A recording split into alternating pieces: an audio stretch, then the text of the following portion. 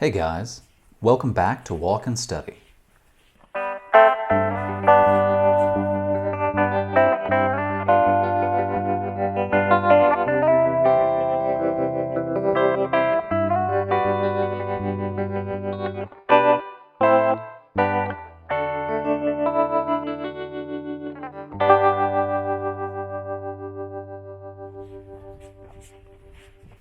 Today, we'll be going over some more advanced TOEFL vocabulary.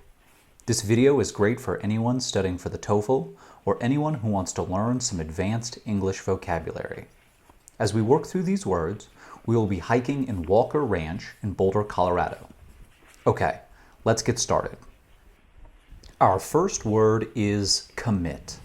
Commit is a verb, and it has three main definitions that are important to know for the TOEFL exam.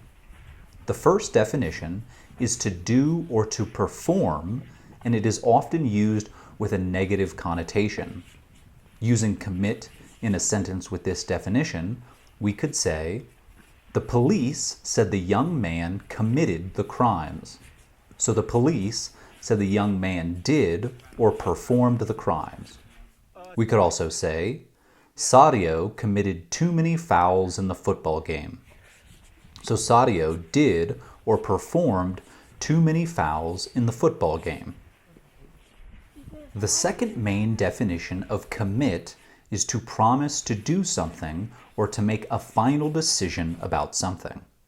Using commit with this definition, we could say, after getting many job offers from many companies, Alex committed to Nike. So after getting many job offers from different companies, Alex made a final decision to accept a job from Nike. We could also say, while still in high school, James committed to the basketball program at Duke University. So while still in high school, James promised or made a final decision to play basketball at Duke University. The third main definition of commit is to give all your energy to something. Putting commit into a sentence with this definition, we could say, they are fully committed to their jobs. Every week they work nearly 60 hours. So they are giving all their energy to their jobs, and the evidence of this is that they work almost 60 hours every week. We could also say, she is committed to finishing her new book by January. So she is giving all her energy to finish her new book by January.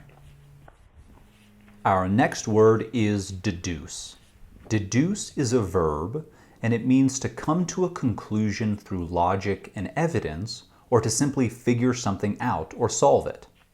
Using deduce in a sentence, we could say, after visiting the crime scene only once, Sherlock Holmes was able to deduce who the criminals were.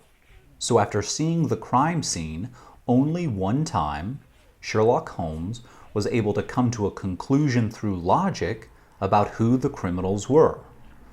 We could also say, Sarah did not have to be a genius to deduce that it was her dog that chewed up her shoes. So Sarah did not have to be a genius to figure out through logic that it was her dog that chewed up her shoes. Our next word is justify.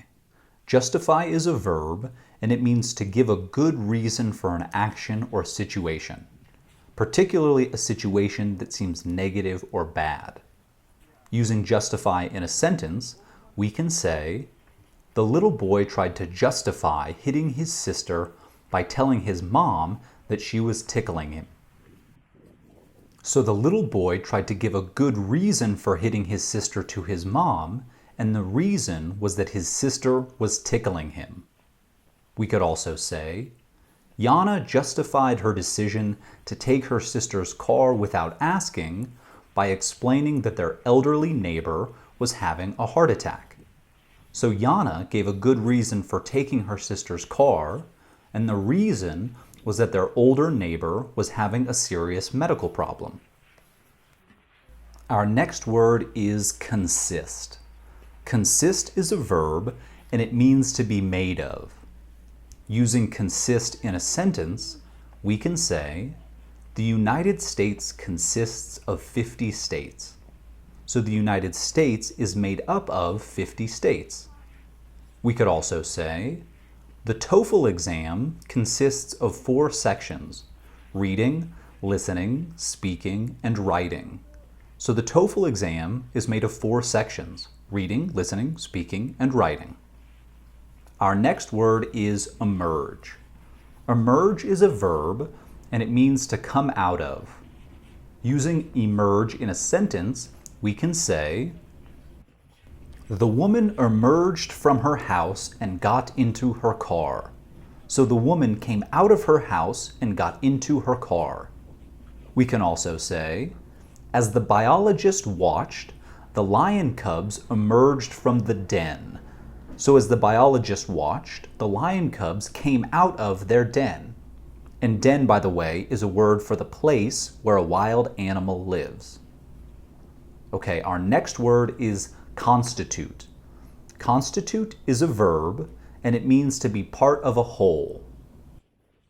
Using constitute in a sentence, we could say, Democrats constitute the majority of the House of Representatives. So, in the United States government, Democrats make up the majority portion of the seats in the House of Representatives.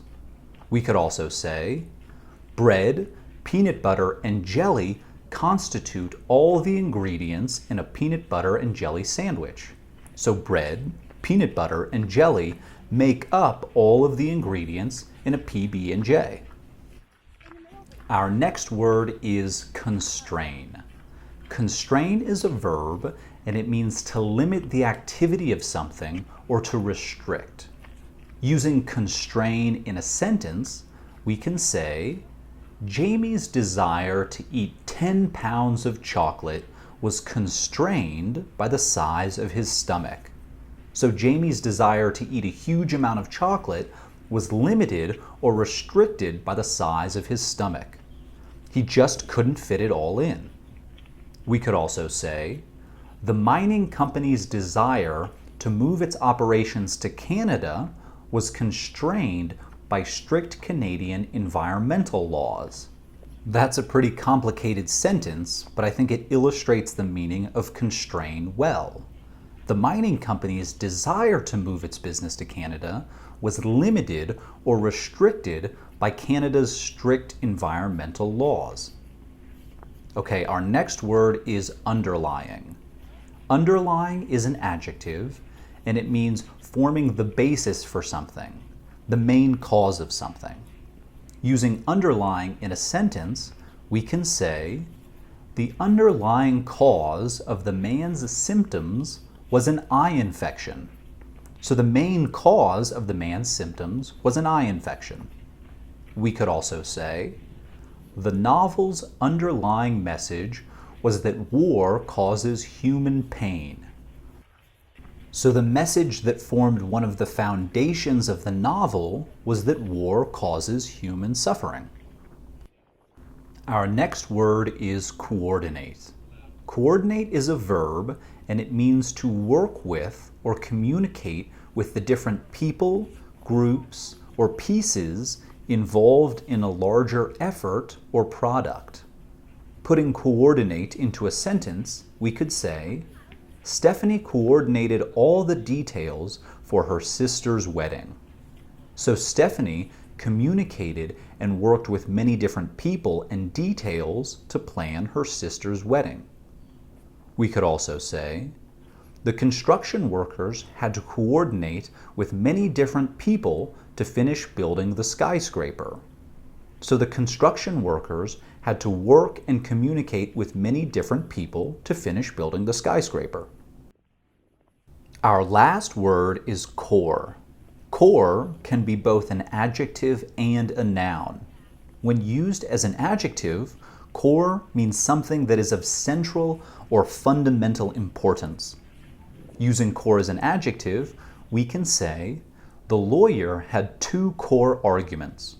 So the lawyer had 2 arguments that were of central or fundamental importance. We could also say, despite being a politician, Caroline's core beliefs have never changed. So despite being a politician, a group of people who are known to change their views depending on what's popular, Caroline's central beliefs have never changed. Core can also be used as a noun. And when used as a noun, core means the center of something. Using core as a noun, we could say, Linda threw her apple core into the trash. So Linda threw the center of her apple into the trash. We could also say, peaches and plums have pits at their cores. So peaches and plums have pits, or large seeds, at their centers. Okay, with that, we've gone over some more hyper-advanced and very important TOEFL vocabulary. I hope this lesson was helpful to you all. As always, subscribe below, give us a like if you found this video useful, and let us know in the comments section what else you'd like to learn about or see in our next Walk and Study lesson. Thanks guys, take care.